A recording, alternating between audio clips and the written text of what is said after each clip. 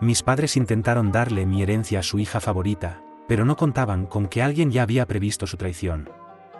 Nunca pensé que llegaría el día en que me sentara a escribir esto.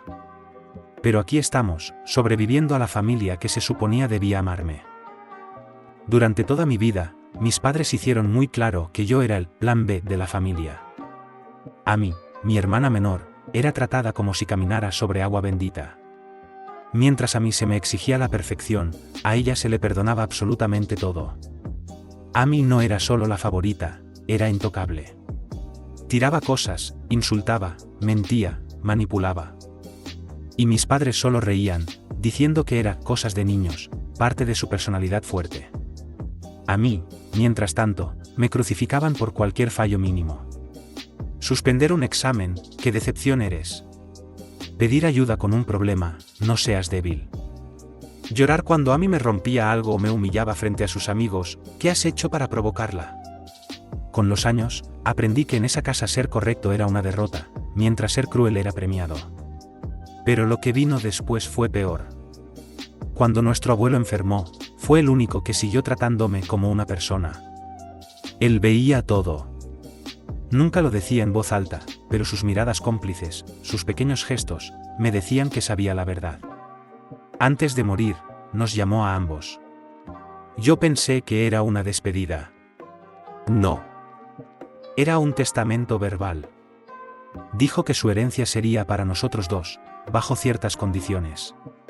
Que era para nuestro futuro, no para caprichos ni estupideces. Obviamente, yo lo tomé en serio. Amy. Bueno, Amy solo vio signos de dólar. El día del funeral fue la primera señal de que todo estaba por desmoronarse. Mientras yo apenas podía mantenerme en pie por la pena, Amy ya estaba paseándose como si estuviera en un desfile, sonriendo a los primos lejanos, presumiendo ante todo el que quisiera oír que pronto su vida sería otra cosa, que la vieja generación había dejado de molestarla. Mi estómago se revolvió. Algo andaba muy mal. Semanas después, el abogado nos citó para leer oficialmente el testamento. Y ahí se desató el infierno. Cada uno tendría 50% de la herencia. Pero había condiciones. Amy solo recibiría su parte si demostraba estar matriculada en una universidad reconocida en un plazo de 6 meses. Yo solo si demostraba independencia económica real en ese mismo tiempo. Si uno de los dos fallaba, su parte iría directamente al otro. Todo firmado. Legal. Blindado. Mi abuelo nos había dejado una última lección: maduren o pierdan. Cuando salimos del despacho, Amy explotó. No la había visto tan furiosa nunca. Me gritó que yo había manipulado al abuelo. Que yo había convencido al abogado. Que ella era la favorita, la que debía recibirlo todo. Tú no mereces ni un céntimo. Ese dinero es para mí, siempre lo fue. Intenté razonar. Le dije que podíamos usar el dinero sabiamente, estudiar, construir algo. ¿Su respuesta? ¿Estudiar? Por favor. Me voy a comprar un yate, imbécil. Y cuando lo tenga, te voy a pasar por encima con él. No era una metáfora. Literalmente planeaba fundirse su herencia en un maldito yate de lujo para presumir en Instagram. Cuando nuestros padres se enteraron, no me defendieron. Al contrario, se pusieron de su lado. Mi madre lloraba dramáticamente, diciendo que Amy sufriría muchísimo si no podía tener su vida soñada. Mi padre me llamó parásito y dijo que si tuviera decencia, renunciaría a mi parte voluntariamente para que la verdadera joya de la familia pudiera cumplir su destino. Ese fue el momento en que entendí, nunca fui parte de esa familia. Solo fui el telonero del espectáculo de Amy. Intentaron todo. Emocional, si amas a tu familia, cede el dinero. Violento, si no lo haces, eres un traidor, un hijo de mierda. Legal, querían demandarme para anular el testamento, sin éxito. Yo me mantuve firme. Por dentro estaba destrozado. No quería pelear. Solo quería que me quisieran. Que me respetaran. Que me vieran. Pero eso nunca iba a pasar. Tenía que elegir, Seguir siendo su alfombra o defenderme por primera vez. Elegí defenderme. Empecé a trabajar, a estudiar, a construir mi independencia, paso a paso, aunque cada día era una batalla contra la culpa y el miedo que me habían inculcado toda la vida. Mientras tanto, Amy siguió derrochando lo que pudo: ropa, fiestas, un coche que no podía ni pagar. Todo a crédito, apostando a que de alguna forma podría recibir su herencia a tiempo para cubrirlo todo. Spoiler, no lo consiguió. Cuando llegó el plazo de los 6 meses, no estaba inscrita en ninguna universidad. Intentó falsificar papeles. No funcionó. Su parte pasó legalmente a mí. Todo el dinero. Todo el futuro que ella había despreciado.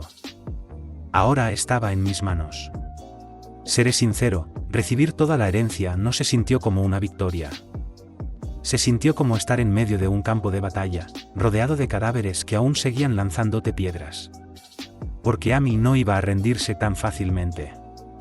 Días después de que el abogado me confirmara oficialmente que yo era el único heredero, Amy apareció en mi puerta. Estaba destrozada, llorando, suplicando, con una actuación digna de un Oscar. Por favor, hermano, éramos una familia. No dejes que el dinero nos separe. El abuelo no quería que nos odiáramos.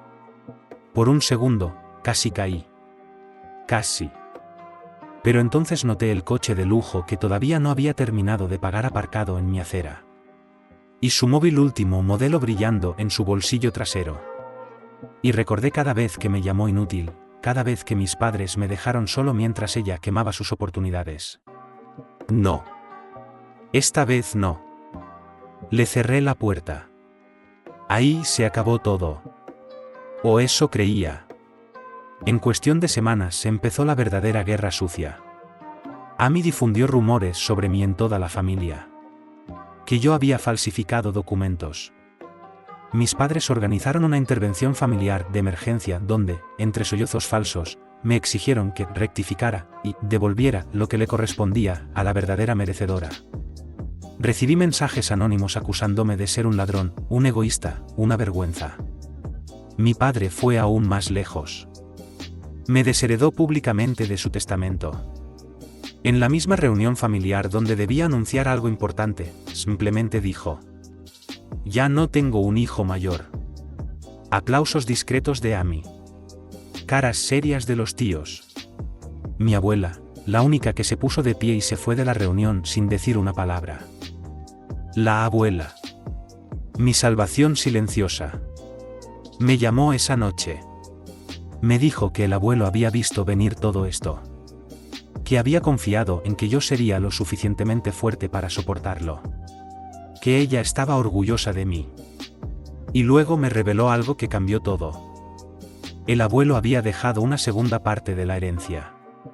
Una parte oculta, no en dinero, sino en acciones, propiedades, inversiones. Y esa parte, solo se liberaría si yo decidía no reconciliarme bajo chantaje emocional. Era como una última prueba. Un examen final.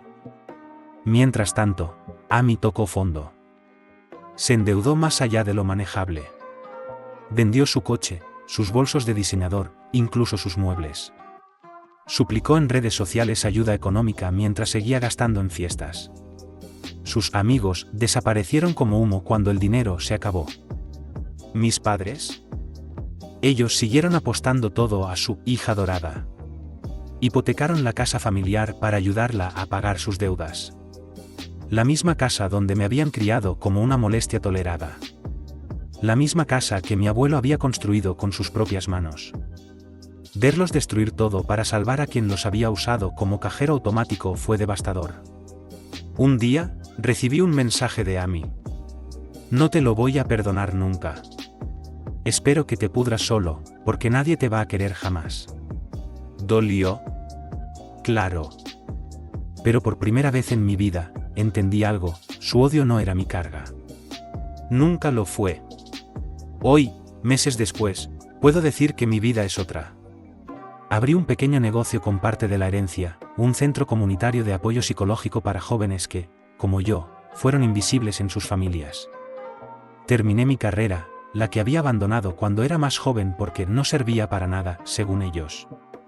Construí una red de amigos que me apoyan, que me ven, que me valoran y mi abuela sigue siendo mi roca. Ahora la visito cada semana, cocinamos juntos y recordamos al abuelo con sonrisas. ¿Y a mí y mis padres? Siguen en su espiral. Me enteré de que la casa fue embargada. Que Amy se mudó a un apartamento minúsculo. Que mis padres culpan al sistema, a la injusticia, a cualquiera menos a ellos mismos. Yo ya no formo parte de ese caos. Si algo he aprendido de todo esto es que ser familia no significa ser esclavo.